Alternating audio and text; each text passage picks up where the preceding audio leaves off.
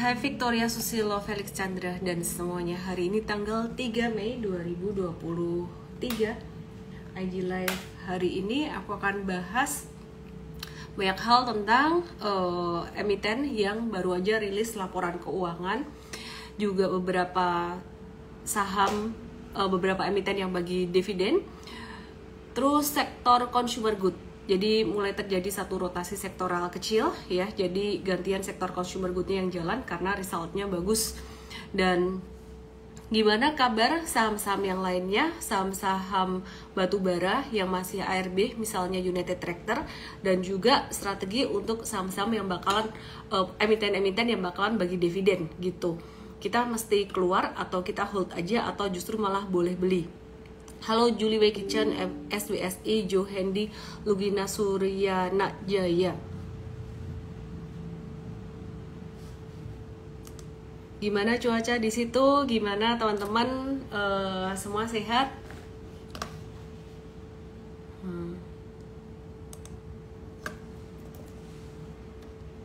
Apa kabarnya semuanya? Gimana portfolionya?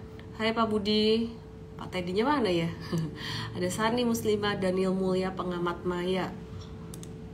Untuk belajar bisnis, belajar investasi yang lain, misalkan properti, boleh dong tulis di sini. Aku terus strip bisnis, aku strip properti.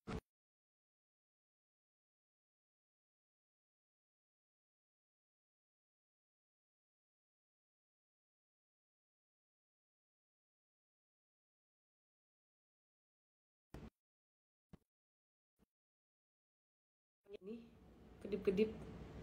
Oke, siapa di antara teman-teman di sini yang juga pengen belajar bisnis dan belajar properti? Boleh dong ditulis di situ. Aku strip bisnis, aku strip properti gitu. Oke, tadi freezing, aku lagi ganti wifi, sekarang udah aman. Sambil aku mulai Instagram Live malam hari ini, musim bagi dividen dan juga laporan keuangan kuartal 1. Mana yang bakalan dibeli dan mana yang bakal dijual. Aku start dari IHSG dulu. IHSG hari ini benar-benar menarik banget ya. Jadi ini benar-benar menarik banget. Ini kalau di technicalin itu, technicalnya benar-benar cun banget gitu. Gampang dibaca. Nah, gimana nih buat teman-teman yang udah bisa baca chart, yang udah ikut workshop Super Trader? Siapa nih yang udah ikut workshop? Boleh tulis di sini, aku strip STE, aku strip STE gitu ya. Istri bisnis. Oke, ya jadi ini yang udah ikut workshop Super Trader mungkin teman-teman tahu bahwa di sini nih kemarin sempat terhadang resisten kuat ya di sini di downtrend line-nya garis merah, kemudian breakout dari garis merah ini, kemudian dia naik sekarang kehadang resisten kuat yang berikutnya, tapi dia udah naik level, dia udah naik kelas di 6947 sampai 6950-an di level ini. Nah, terus kemudian 3 hari turun dan pas 2 hari naik ini volume transaksi value asing net buy itu gede banget sampai 1,2 triliun di tanggal kalau nggak salah 26 April, 27 Aprilnya juga masih net buy. Dan beberapa hari terakhir, 3 hari terakhir ini net sell, tapi net sell-nya tuh dikit. Hari ini juga asing net sell sekitaran 356,89 miliar aja.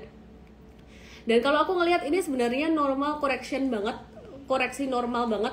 Ini pas banget di area support IHSG. Jadi kalau kita lihat sekarang ini market lagi nungguin apa aja sih? Market lagi nungguin The Fed.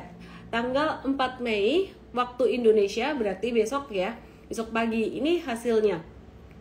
The Fed akan mengadakan FOMC meeting di mana semua orang pastinya menanti-nanti tentang kenaikan suku bunga, dan expected suku bunga Amerika itu akan naik 25 basis point jadi 5,25%. Nah, kenaikan suku bunga oleh The Fed ini selaras dengan tujuan The Fed dan juga selaras dengan ekspektasi dari investor itu sendiri.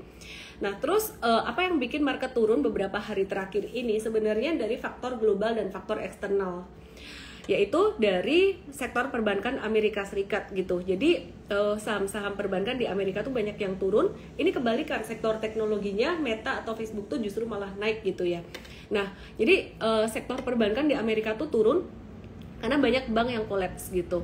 Terus salah satunya First Republic ya, ini diselamatkan atau diakuisisi oleh JP Morgan. Nah, jadi saat ini tuh banyak investor masih khawatir akan kondisi sektor perbankan Amerika, meskipun belum sampai ngerepotin the Fed ya, karena ditolong oleh bank-bank yang lebih besar lainnya. Maka dari itu investor di Amerika, di seluruh dunia tuh masih wait and see juga memantau sektor perbankan ini setelah jatuhnya SVB dan juga First Republic ya. Nah, kalau investor di Indonesia sendiri gimana? Sebenarnya kalau aku perhatikan investor asing di Indonesia beberapa hari ini tuh jualannya kecil. Ini tuh cuman memanfaatkan momen yang ada, sentimen negatif dari global itu cuman buat quote-unquote bikin takut aja, buat bikin takut orang-orang yang apa ya, yang mentalnya dia nggak ngerti tentang investasi itu gimana gitu. Jadi kalau aku ngelihat selama 3 hari ini penurunan IHSG ini sifatnya sangat wajar sekali gitu, sangat normal sekali ya. Jadi saat ini market juga lagi masih nunggu untuk data tenaga kerja di Amerika ya. Jadi melihat pasar tenaga kerja di Amerika ini agak-agak lemah, ini jadi salah satu indikator pelemahan ekonomi global lanjutan. Cuman itu juga udah selaras dengan apa yang dilakukan oleh The Fed dengan menaikkan suku bunga, pasti terjadi perlambatan perekonomian. Ini seperti makan buah si malakama buat Amerika ya, karena mereka waktu pandemi kemarin tuh benar-benar cetak uangnya tuh banyak banget gitu. Di dalam negeri gimana? Ekonomi Indonesia masih baik-baik aja, masih kuat. Terus COVID-19 kembali naik, tapi kalau aku perhatikan ini nggak berdampak signifikan terhadap perekonomian. Hopefully nggak sampai terlalu banyak yang sampai ada PPKM yang ketat banget gitu. Makanya teman-teman kita semua jaga kesehatan. Kalau bisa sih pakai masker kemanapun pergi, meskipun sebenarnya terakhir kita udah mulai terbiasa nggak pakai masker lagi ya. Oke, aku akan bahas beberapa saham yang berkontribusi buat naik dan turunnya IHSG di beberapa hari terakhir ini, terutama sektor batubara dan juga pastinya perbankan besar. Dan hari ini aku juga akan bahas tentang pulp and paper. Terus aku akan bahas emiten-emiten sektor consumer good yang labanya cukup oke. Dan selain itu aku juga akan bahas beberapa saham yang sempat ARB. Ini gimana caranya ngatasin saham-saham yang ARB gitu. Kalau ARB mau keluar nggak bisa, kalau arah mau masuk nggak bisa, itu gimana caranya. Aku start dulu dari emiten perbankan ya, BCA. Ini selaras dengan pattern IHSG yang dia sempat turun, normal correction, dan ini turunnya benar-benar pas di bekas area breakoutnya BCA gitu ya. Jadi ini justru malah di area support, kita bisa watch untuk buy, terutama buat teman-teman yang nggak punya untuk jangka panjangnya BCA. Valuasi udah nggak murah tapi tetap masih bisa naik. BRI juga kita masih nunggu koreksinya sampai level mungkin sekitar 5 ribuan. Tapi kalau di chartnya aku lebih prefer BCA saat ini. Terus kemudian BBNI teman-teman bisa diperhatikan di sini juga dia ada normal correction, tapi jatuhnya lebih mantep BCA untuk beberapa hari ini. Terus Bank Mandiri di sini juga masih sideways aja, lempeng-lempeng aja, ngehold aja guys. Nah, aku juga di IG Live malam hari ini akan ngebahas tentang strategi untuk dividen, saham-saham yang bagi dividen, meskipun kemarin aku udah bahas karena masih banyak banget yang nanyain ya. Oke, aku akan start tadi dari saham batubara dulu. Dari PTBA kemarin aku sebenarnya udah bahas, dia result laporan keuangannya agak kurang bagus. Jadi kemarin ada ARB, hari ini ARB lagi. Untuk sektor batubara ini sangat wajar sekali sebenarnya kalau kinerjanya agak-agak turun dibanding tahun lalu. Tapi sebenarnya emiten batubara ini masih cuan, masih sehat, perusahaan ini masih oke, nggak sampai rugi. Tapi kenapa dong dibanting seperti ini? Ya investor mau profit taking. Coba perhatikan, investor gede mau profit taking, mereka udah cuan dari kapan nih? Coba sebentar, aku kasih lihat.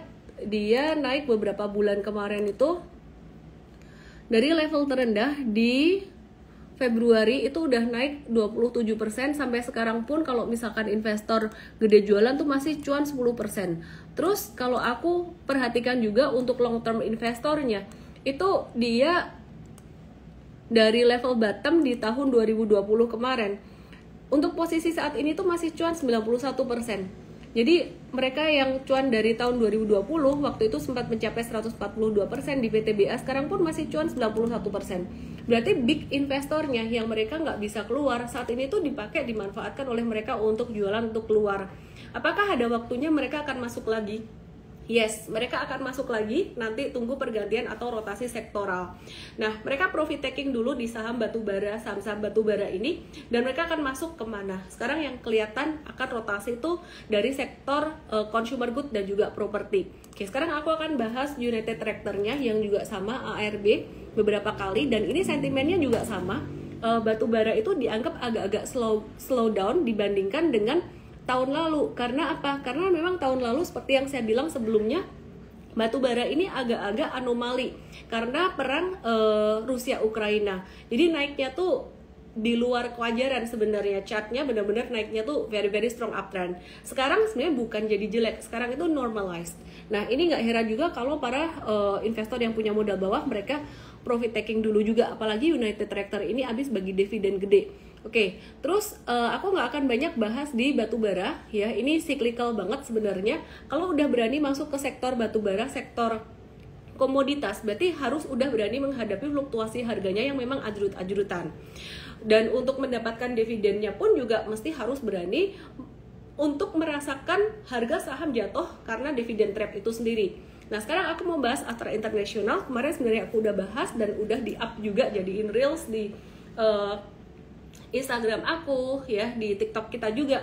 Nah, teman-teman bisa perhatikan di sini Astra International itu besok tanggal 4 bagi dividen, dan dividen yieldnya lumayan gede, sekitaran 8% dari harga sekarang ini. Kalau nggak salah dividen per share-nya tuh, dividen per lembar sahamnya tuh 552, jadi gede gitu. Kalau kamu beli hari ini pun besok nggak jualan ya, itu masih tetap dapat 8%-an dari harga beli sekarang. Dan misalkan kalian mikir, investasi apa yang bisa dapat 8% setahun gitu, fixed rate pun cuma 7,5%-an, itu pun jarang dan rentang waktunya lama banget. Udahlah, aku punya duit yang sangat dingin banget sampai beku, misalnya aku taruh di sini nginep semalam sampai tanggal 5, nanti dapat dividen 8%, ya udah biarin setahun ke depan barangkali ASII bisa balik lagi sampai ke 6.600, ya udah sama kan returnnya, sama kayak aku simpen taruh duit di fixed rate atau instrumen apapun yang kasih imbal hasil 7% atau lebih gitu. Ini udah lebih bagus daripada fixed rate, obligasi, deposito, dan apapun gitu. Kira-kira dengan mindset seperti itu bisa nggak? Khusus Astra International ini bisa, tapi jangan sekali mindset itu diterapkan pada saham-saham lain. Misalkan saham batubara, belum tentu tahun depan tuh bisa balik sampai ke harga itu karena cyclical banget.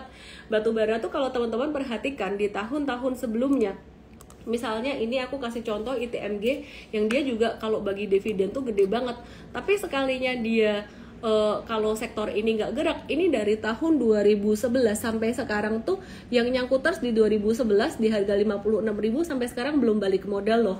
Dan ini downtrendnya sampai bertahun-tahun gitu. Jadi ASII sendiri apakah cyclical seperti itu? Sebenarnya ada cyclical karena dia di dalamnya ada United Tractor batubara dan dia punya Astra Agro Lestari ya. Jadi itu cyclical juga gitu.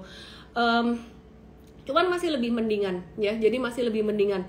Jadi kalau Astra International misalkan teman-teman ya hari ini beli terus atau besok beli terus kemudian dibiarin nginep sampai tanggal 5, dapat 8%-an sekitaran dividen yieldnya, terus dibiarin setahun, masih bisa balik nggak? Kemungkinan besar masih bisa, meskipun aku sendiri tidak menyarankan strategi itu. Nah, kalau untuk Astra International itu tuh kita tuh udah bahas udah lama banget, yang ngikutin di IG Live aku, apalagi di MVest. Di MVest tuh kita udah arahin waktu itu tuh di Januari kita dapat harga the best price-nya, kita sampai seneng banget waktu itu. Kenapa senengnya? Karena member MVest juga diuntungkan. Ya, sekarang harganya udah tinggi, berarti gimana dong pakai MVest-nya nggak berguna? Oh, masih berguna kok, tenang. Harga untuk edukasi MVest-nya kita turunin.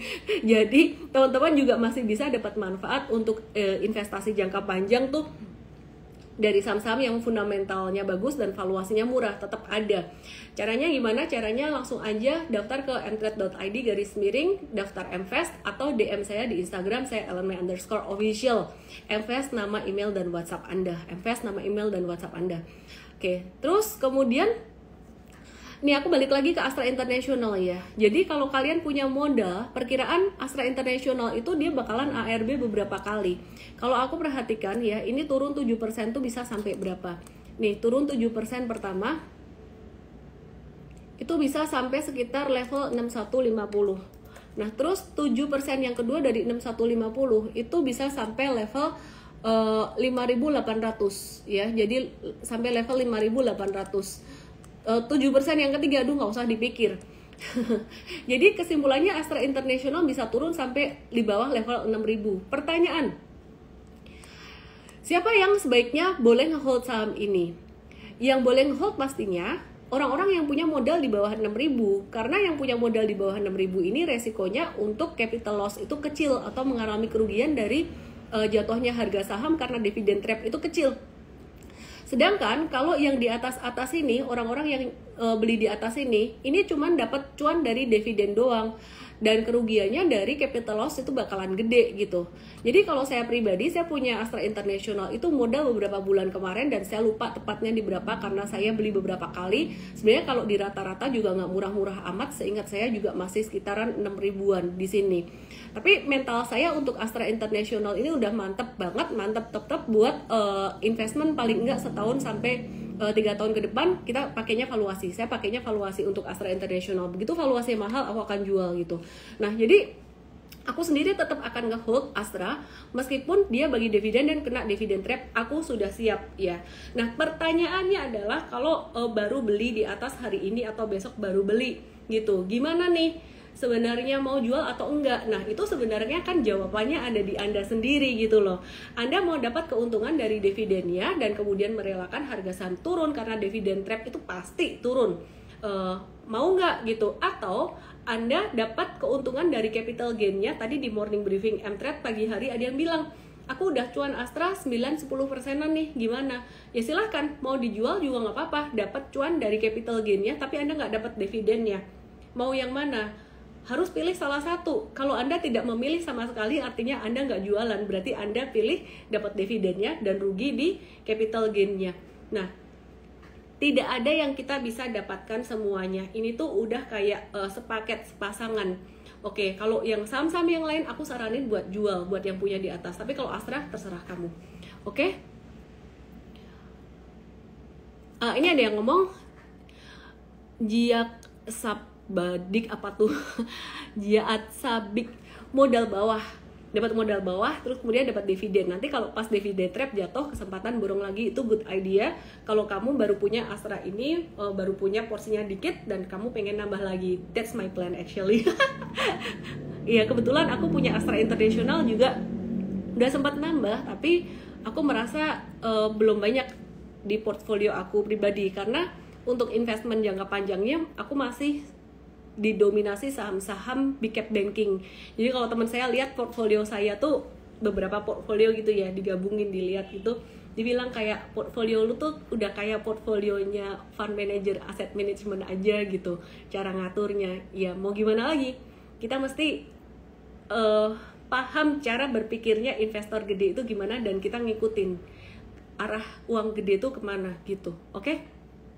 PTBA kira-kira hold berapa lama lagi ya? PTBA tuh di M-Trade udah keluar gitu. Jadi PTBA tuh ini aku mau cerita saham-saham yang ARB sekarang.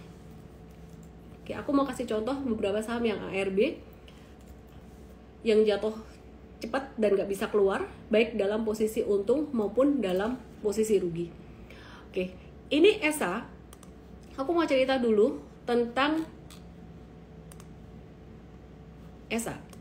ESA tuh kemarin ARB dan 2 hari yang lalu tuh ARB. Kita tuh jualan, ada cut loss lumayan gede di ESA. Nah, jadi untung rugi aku ceritain semua ya. Ini yang rugi aku ceritain juga.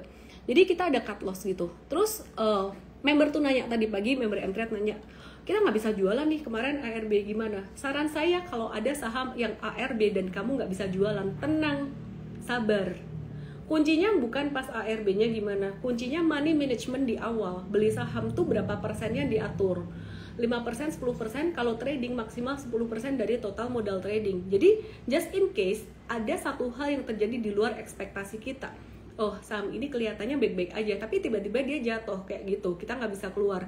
Berarti kerugiannya itu hanya sekian persen kecil dibandingin total portfolio kita gitu. Jadi misalkan saham ini rugi 10%, tapi kalau cuma punya 10% juga, berarti total kerugian itu sebenarnya 1% aja dari total portfolio kita, tidak menyakiti portfolio kita.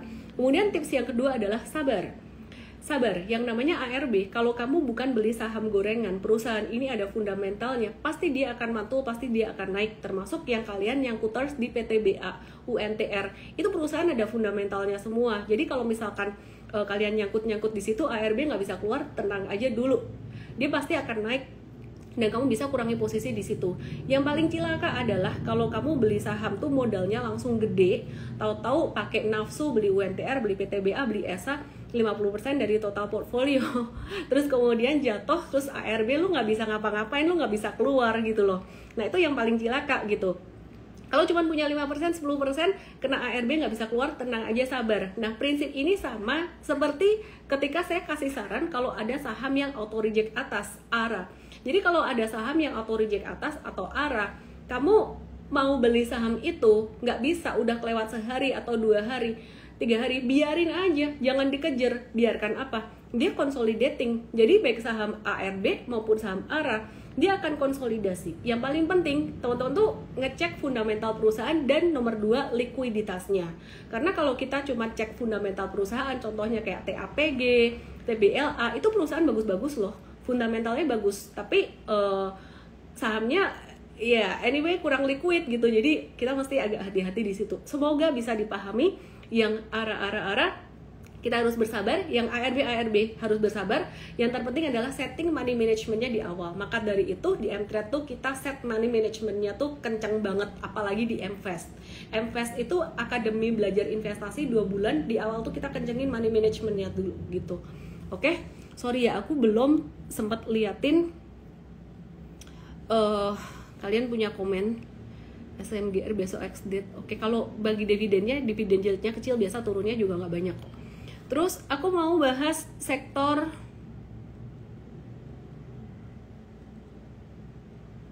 aku mau bahas bagi dividen.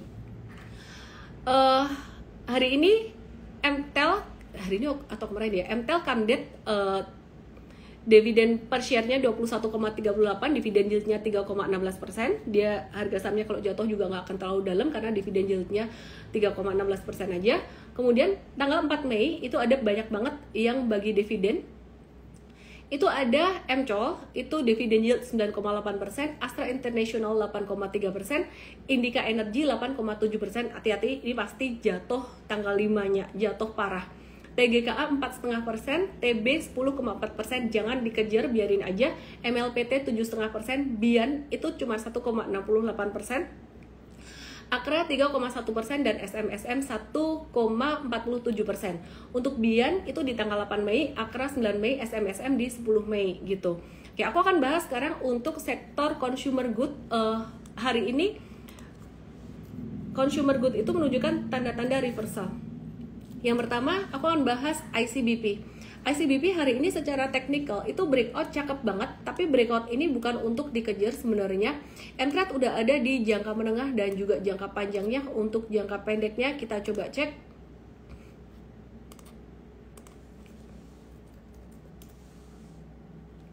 Ya, jangka pendeknya udah jualan. Oh, sisa jangka menengah dan jangka panjang. Sorry. Aku tadi kelupaan ngebahas saham yang ARA dan ARB itu masih ada satu saham lagi, IMAS. Wait ya, yang consumer good aku ulang ya nanti ya.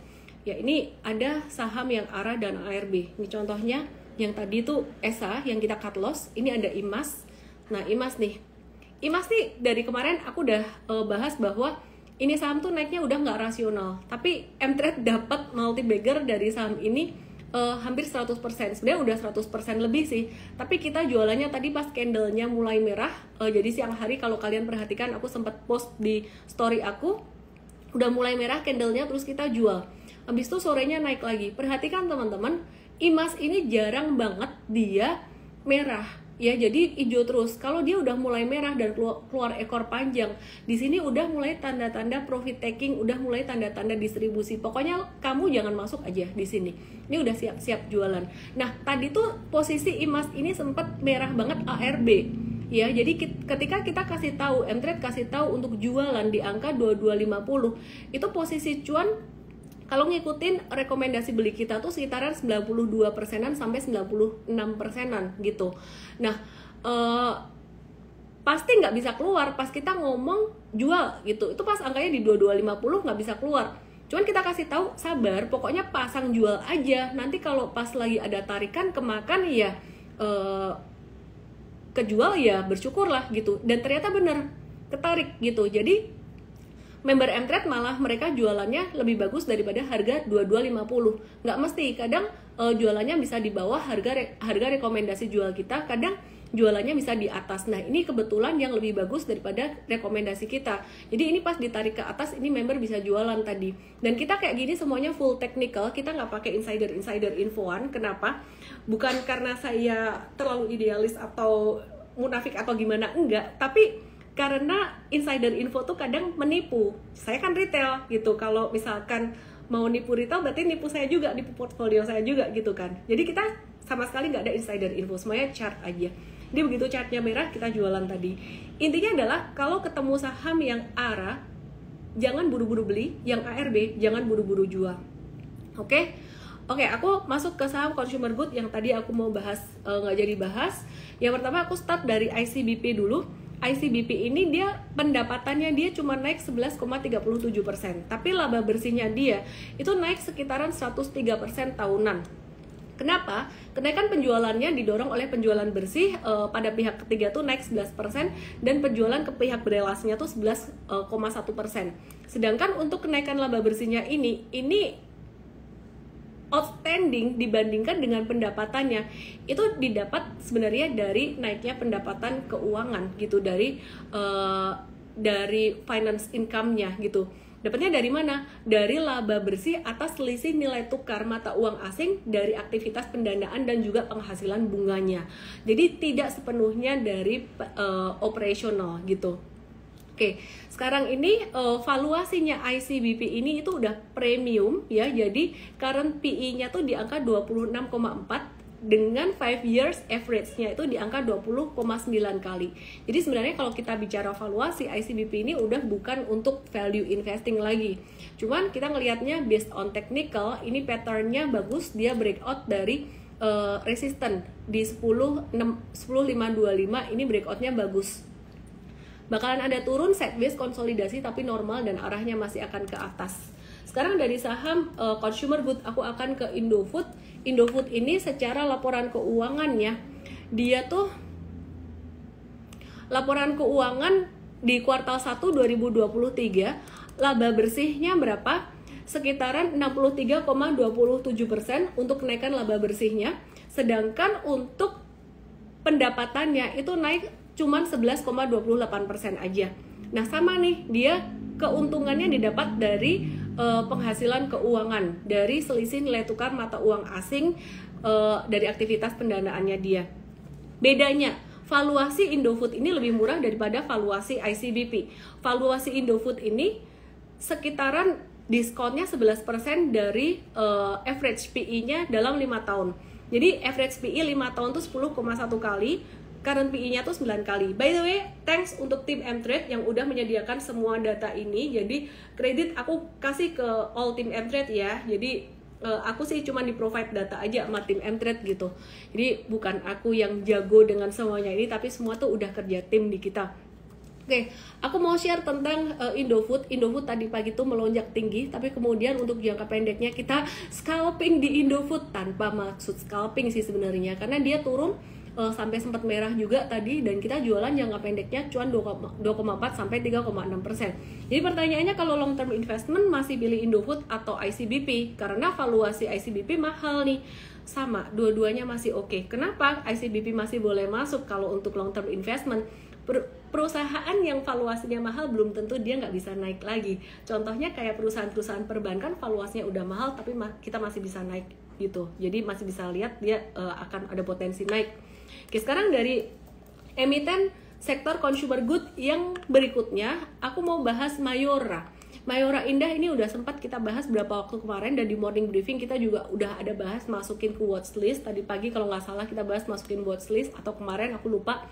Laba bersih dari Mayora ini 137% ya, dan pendapatannya ini cuma naik 11% gitu. Nah, jadi dapat dari mana nih kalau bukan dari pendapatan lain-lain kayak Indofood dan ICBP tadi dapat dari selisih kurs.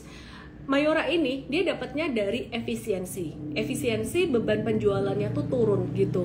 Nah, yang menarik Mayora ini 5 years PE-nya tuh di angka 32,5. Saat ini dia current PE-nya 24,6 kali. Jadi masih ada sedikit diskon valuasi.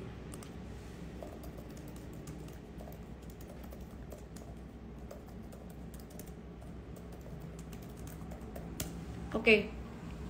Aku akan bahas teknikalnya di Mayora. Perhatikan di sini. Cakep banget sih aku kalau ngelihat teknikalnya Mayora ini, cakep banget. Di M-Trade itu recommendation Mayora sejak 2540, 2670 di sini. Jadi kita nge-hold makanya kalau teman-teman bilang belinya telat itu nggak juga sih ya. Jadi Mayora kita udah jualan tadi jangka menengahnya, udah jualan ternyata. Di sorry itu 15 Juli, salah yang jualan tadi Imas dan Indofood. Mayora ini jangka pendek dan jangka menengah ini masih hold. Sebentar ya.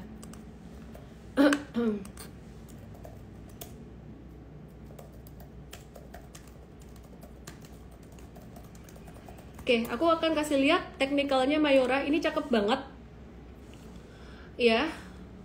Ini kita rekom buat jangka pendek, tapi teman-teman bisa,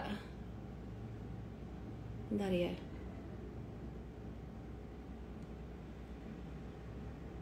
Oke.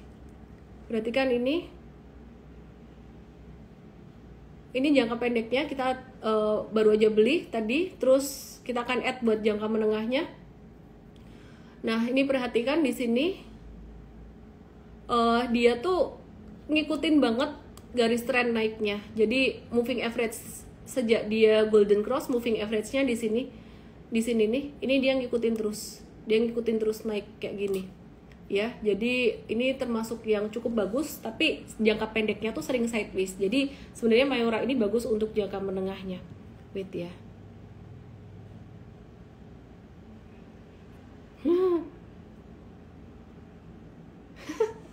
Keluar bling-blingnya. Oke. Aku akan bahas buat biar nggak ngantuk ya teman-teman ya, buat nutupin jerawat aku langsung hilang nih. Aku akan bahas Sido Muncul. Sido Muncul ini pendapatannya cuma naik 3% dan laba bersihnya naik 1,78%, didorong dari penjualan jamu herbalnya dan juga suplemen. Nah teman-teman, valuasi Sido Muncul ini lagi ada diskon dikit gitu ya, dikit banget diskonnya, cuma sekitaran 4%. Jadi current PE-nya di angka 21,7, average-nya tuh 22,6. Yuk kita lihat untuk teknikalnya Sido Muncul gimana. Ada saljunya.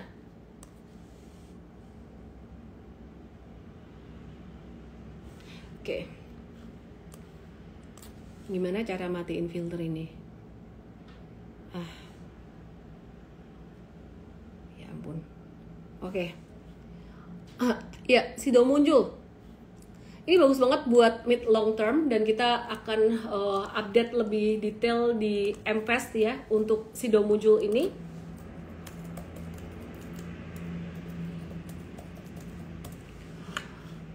Sekarang lagi di area support banget secara teknikal, bekas breakout-nya pada sekitaran Desember 2022. Dan valuasinya juga lagi ada diskon dikit, slightly discounted ya. Jadi ini cukup oke. Terus kemudian ya tutupin jerawat deh pakai ini. Kok nggak ada? It doesn't work. Yay. Aku mau bahas apa lagi ya? Untuk yang scalping buat trading kita bahas di morning briefing mTrade aja ya. Tadi kita ada masuk di satu perusahaan properti, tapi kayaknya aku jangan bahas di sini deh karena liquidity-nya agak kurang gitu. Lagian kita udah masuk better yang besok aja gitu, real time. Terus untuk terakhir nih aku bahas tentang Tekim. Nggak terakhir juga deh, tergantung mood nanti kalau mau nambah lagi. Tekim dan INKP. Tekim dan INKP ini dia ARB karena dia pendapatannya Tekim ini turun 1,23%, tapi laba bersihnya jatuh banget 87,78%. Ini rugi karena selisih kurs. Jadi kalau Tekim dan INKP itu kalau kursnya lagi bagus menguntungkan, mereka akan cuan juga. Tapi kalau kursnya lagi buat mereka nggak menguntungkan ya, jadi mereka akan rugi juga gitu. Jadi dari mereka jualannya pakai US dollar, otomatis kalau US dollarnya lagi tinggi, lagi bagus, mereka cuan. Tapi kalau US dollarnya lagi kurang oke, ya labanya bisa tergerus gitu. Dan sekarang masih cuan 9,05 US dollar, tapi labanya turun banget dibandingin tahun lalu karena tahun lalu tuh benar-benar mereka cuannya banyak banget. Valuasi discounted banget, discounted 76%. PI rata-rata 12,44, current PI-nya 3,04. Jadi kalau ditanya buat long term investment masih bisa nggak? Masih bisa banget untuk long term investment.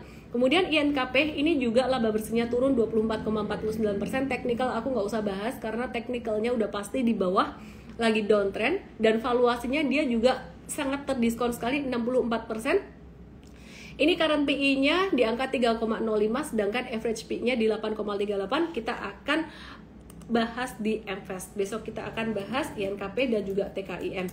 Oke, teman-teman semuanya, aku mau infoin bahwa ya Instagram Live malam hari ini itu rekamannya jadi kayak gini, lucu ya.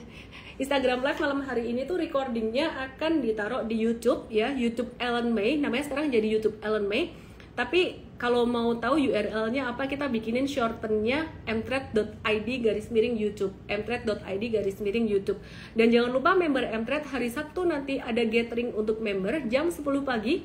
Q&A, silahkan curcol, ngomong apa aja boleh, mau kasih testimoni boleh, mau nanya boleh. Dan ada di kita bikin untuk on cam buat yang nanya gitu. Semoga bisa bermanfaat buat teman-teman semuanya, dan aku saranin buat kalian yang masih pemula, kalian belajar di MFast dulu aja. DM saya MFast, nama email WhatsApp ya. MFastnya sekarang untuk investasi harga edukasinya kita turunin karena beberapa saham tuh valuasinya udah agak-agak naik, tapi ada beberapa yang contohnya tadi kayak ada INKP, TKIM juga masih murah gitu. Jadi masih ada beberapa yang murah juga. Semoga bermanfaat buat teman-teman semuanya, dan jangan lupa rekaman dari IG Live ini nggak kita up di Instagram, kita up di YouTube. Jangan lupa follow juga TikTok aku Ellen May Official, TikTok mTrade ID, karena kalau di TikTok itu kita ngepost informasinya itu lebih banyak daripada di Instagram. Feed postnya mungkin di tempat saya nggak akan sesering yang di TikTok gitu. Semoga semuanya bisa cuan selalu, dan salam profit. Thank you. Bye.